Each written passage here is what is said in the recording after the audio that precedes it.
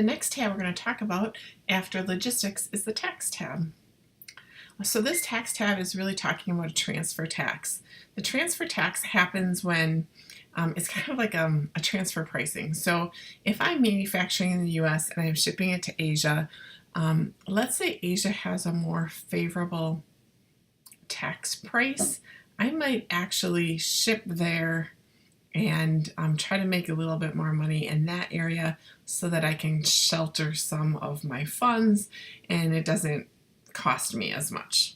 So you can actually change this from 1 to 2 and make a little bit. The issue is when you do this, it increases your price in your marketing page.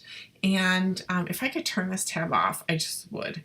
Transfer pricing is really important from a global business perspective, so I don't want to underestimate that, but it really throws people off from a competitiveness perspective. So basically it looks like your product costs more when you're setting up your Asia pricing, and then you tend to price it a bit higher than you would your competition. And if your competition isn't using a transfer pricing approach, you can lose a lot of market share that way.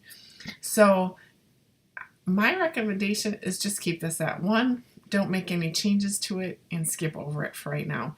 It really does play an interesting integral part. You can kind of see your profit before taxes, and you can make some adjustments that will definitely help this. So like if I change this to 1.5,